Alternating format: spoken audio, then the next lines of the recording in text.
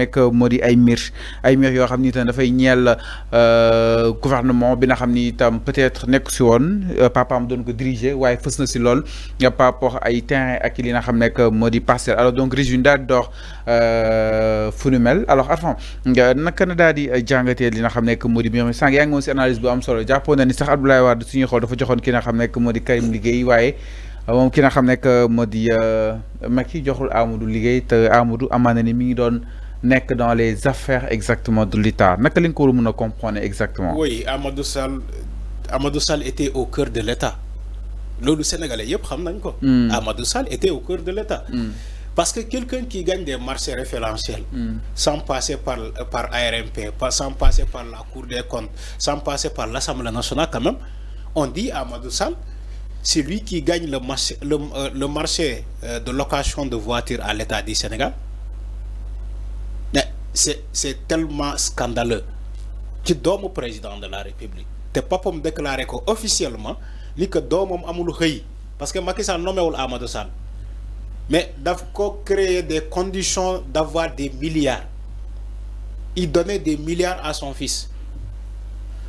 Même ci wàllu suuf bi ngay wax ni Serigne Saliou bu yor amul lu muy tiitarewul amul lu mu waxul ci Amadou Sall. La BOA des Almadies, lancer hangar des pèlerins yep Amadou Sall. Même Bourkat Boukès bu ñuy doon wax c'est toujours le nom de Amadou Sall qui revient. Les parcelles de Diédiaw de qui comment dire, le morcellement des parcelles yi nekk fële Diamniadio c'est toujours Amadou Sall. Donc c'est le nom de Amadou Sall qui revient. C'est tellement scandaleux quand il parle de Amadou Sall, fils de Macky Sall. Mais tu as envie de pleurer. Tu as envie de pleurer. Et ce Amadou Sall qui a été lancé un mandat d'arrêt international aujourd'hui, il refuse de venir déférer à la convocation. Amadou Sall day toog France di woo ay nit na leen dawal dañ lay jàpp buñ la convoqué boo demee Sénégal dañ lay jàpp. J'espère que newul di ko def pour Wali son ami. J'espère que mais comment waxul Wali bul dem Sénégal parce que Wali on nous a dit que mu ngi Dubaï jóge na Dubaï dem na Paris Wali chaque jour ñu nañu dina ñibbisi 48 heures lañ ko may pour mu dem répondre Wali dina ñibbisi ba léegi mu ngi reporter voyage am mu ngi ba léegi ñibbiseegul. Ah non ñibbiseegul. Wali ba léegi ñibbiseegul. Mooy vidéo yi ñu doon circuler ni dem ba ni Wally Seck dafa déedéet vidéo yooyu dañoo yàgg. C'est pas des vidéos qui datent d'hier. Donc da nga jàpp ni instant dafa am ay calcul. Mais il y a des calculs parce que CENTIF rapport am boo ñëwee soit garde à vue wala mandat de dépôt. dañ lay garde à vue.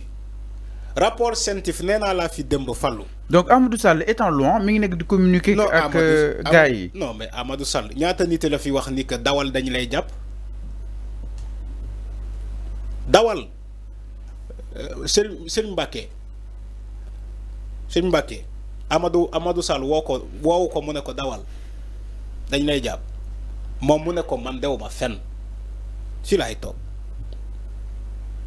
j'espère que Amadou Sall woowul Wally Seck ne ko bul dem j'espère que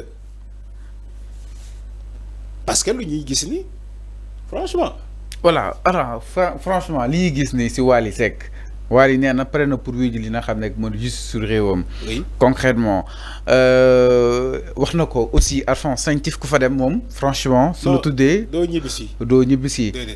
même su nekkee da nga war a joxe xaalis sax après na koy def. Concrètement. Oui. Alors Wally tamit Arfan casier judiciaire am sûrement mu ngi jëm protéger entre autres. Oui. Alors tey est-ce que approche si wàllu CENTIF Arfan waruñu ko war a mën a changer bu ko ñëw war peut-être soo mu dee mën a fay nga fay après ñu bàyyi nga dem. parce que Wally moo tax ñu changer ko. non damay laaj Arfan. C'est en grosso modo pour ñëpp. loolu la parce que ñëpp am li nga xam ne que moo di honorabilité ñëpp am. li nga xam ne que moo di justement honorabilité. pas Wally Seck seulement. tu veux dire que Wally mooy tax ñu changer approche CENTIF. CENTIF yàgg na doxalee nii. C'est pas Wally Seck qui va faire ñu changer approche CENTIF. bàyyi leen li ngeen di wax c'est très grave. Wally c'est pas un demi-dieu, c'est un citoyen. Moi tama wax la ci njëlbeen bi bàyyi leen di confondre Wally artiste ak Wally citoyen. Mais loolu est-ce que mën nañ ko différencier? Si, bien sûr. Bien sûr. Ibrahima Seck Wally Seck. Voilà Wally le citoyen. Moom le tour boobu nga waxee. Gis nga tour bi nga wax ni. C'est ça Wally citoyen. Mooy son nom, moom la ñu convoqué. Mooy son nom état civil. Ibrahima Wally Wade Seck. C'est ça le citoyen. C'est pas Wally Seck tout simplement. Xam nga Sénégal boo nee Wally Seck c'est l'artiste, on va te renvoyer l'artiste musical bi nekk ci chaîne di woy. Mais boo nee Ibrahima Wally Wade Seck dañuy ne quel si kooku kan la ñu ne la lii mooy état civil bu Wally Seck, c'est le citoyen. Wally Seck quand il va voter pour des élections il vote pas avec tour Wally Seck kese déedéet bañ dañuy xool carte d'identité am Wally Ibrahima Wade Seck moo fa nekk. C'est ça le citoyen sénégalais. Bàyyi leen di confondre le chanteur Wally Seck ak Wally Ibrahima Wade Seck. Te justice convoqué wul Wally Seck Wally simplement Wally Seck simplement justice dafa convoqué Wally Ibrahima Wade Seck moom la justice convoqué pour mu dem wuy ji. Donc il y a une très grande différence même ci appellation bi kooku la ñu ne na dem wuy ji na ko entourage bi xelal ko pour mu dem wuy ji na dem wuy ji tout simplement. Donc son entourage. Il a dit. Donc son entourage maîtrise le dossier. Non, son entourage c'est pas des communicants. Ay géwél lañu. Balma, je n'ai rien contre ça. Mais dossier bi dossier ay qui dossier juridique là. Wally day wut de bons avocats. Wally day wut de bons avocats. Loo xamee mu yóbbu ngéwél. Oui, mais loolu la. Wally géwél la bàyyi jàmbur nag Arfan loo xamee mu yóbbu ngéwél. Oui, d'accord. Waaw. Dama ne Wally il doit chercher de bons avocats.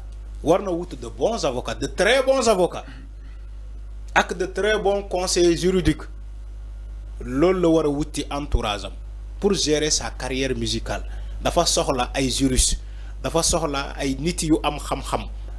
Mais pas des snipers ay taxaw di naan waaye lii joxe naa sama bakkan. Mais Amadou Sall quand même mais Amadou Sall Arfan mais Amadou Sall certes ñi taxaw si Wally yaa wax na ko sànq mi en quatrième position entre autres mais Amadou Sall moom en ce qui concerne son sort peut-être dafa war a toog nii rek Arfan peut-être. Fallou. Amadou Sall ak Wally Seck bokkul. Amadou Sall a des dossiers des dossiers. waaw moo tax kenn inquiété wu ko wala. Wally Seck benn rapport moo ko cité. Ok. Amadou Sall cité nañu ko ci ay rapport yu bëri sax même tous les dossiers de Farba Ngom tu vois ci suuf Amadou Sall les dossiers de Farba tu vas voir même le nom de Amadou Sall. Ouais, est-ce que Macky jox ko woon léegi téyeguñu ko woon. Mais Amadou Sall il était au cœur de l'État sans poste ni rien. Il était au cœur de l'État, Amadou Sall. Il y a des gens même qui passent par Amadou Sall pour voir Macky Sall. Quand Macky Sall était président, des gens qui rendent Amadou Sall visite dans son domicile pour me boiler len ak papam. Je crois que Barthélémy Diaz fa la jaar ci Amadou Sall la jaar pour rencontrer Macky Sall. Il y a des ministres qui jamono Macky Sall yoo xamante ne Amadou Sall bu taxawee c'est comme si Amadou Sall c'est leur papa. Peut-être moo nekkoon bras droit papaam rek loolu dara nekk ci Arfan. n'est-ce pas bras droit en dehors de l'État mais papaam daf ko dugal ci biir État te État xajul ci nit. C'est Macky Sall qui a sacrifié son fils. te tey bu ñu demee ba cité doomam ci ay scandale à coups de milliards c'est parce que son papa Macky Sall moo sacrifié doomam. jox ko ay milliards et milliards sans xëy sans rien du tout mais avant ku sa papa nekk aussi président di nga am noo mel. non c'est faux Abdou Diouf da nga xam doomu Abdou Diouf yi. non loolu moom. fekkee si lu bëri non xamoo si lu bëri. Fallou avant loolu xamoo si lu bëri. dama ne xam nga doomu Abdou Diouf xamoo si lu bëri xamoo si yow man ak yow ay si yam xamuñu si lu bëri. si xamoo si lu bëri Arfan si tey xamee woo. si Fallou si da nga xam doomu Abdou Diouf yi. xam naa leen mais Arfan. est-ce que doo Abdou Diouf xamuñu woon seen train de vie xamuñu woon ak léegi ak tamit réseau yi temps yooyu réseau xewul woon. réseau xewul woon. léegi réseau xew ba lépp lu waay dépensé da nga koy nit dina ko mën a gis. bu njëkk ba li doon dépensé doon mënuñu ko woon a gis parce que réseau xewul woon ba pare. léegi temps bi dafa moderne Arfan. ce que tu dis là c'est très grave. Tu parles de l'État. L'État n'a pas besoin des réseaux sociaux pour avoir de l'information. Non, enfin, comprendre. C'est ce que tu dis. Comprendre. Man, je te parle. Man, li may dama la neela léegi ku jënd oto wala doom président bu jënd oto léegi mun na ko wane si réseau yi ba ñëpp di ko commenter. dans les faits divers. Bu njëkk ba amu ko woon non enfin il faut na comparer maanaam si ñaar yi. Tu es dans des faits divers. Man, je ne parle pas des faits divers. Ok. Je te parle d'un dossier de l'État, la gestion de l'État. Toi, tu me parles des faits divers. Les réseaux sociaux, c'est des faits divers. Les jamono bobu réseaux sociaux xewul won c'est des faits divers mais jamono bobu fallu il y a l'information de l'État qui court sur le journal officiel de l'État. Il y avait des médias qui jamono Abdou Diouf. Il y a des médias, il y avait des médias. Les médias classiques étaient là. Mais pour nomination day jaar ci médias nationaux yoyu. Non, ben télé fi nekkoon. Mais loolu laa la wax. Ben télé fi nekkoon. muy la chaîne publique ak ban 2STV moo ñëw si en 2003 sur les Wade. Arfan quand même histoire fi lañu fekk démb. da nga xam Sud FM kan la ko. non rajo la loolu ma ne. télé benn télé fi nekkoon c'est ñaari rajo. Walfadjri ak Sud FM. ñoo fi nekkoon si comme rajo mais en terme de télé en terme de réseau social. te amu fi woon Arfan alors ñu évoluer. Je te parle de médias. Moo tax ma ne la tu es dans les faits divers. Je te parle de médias.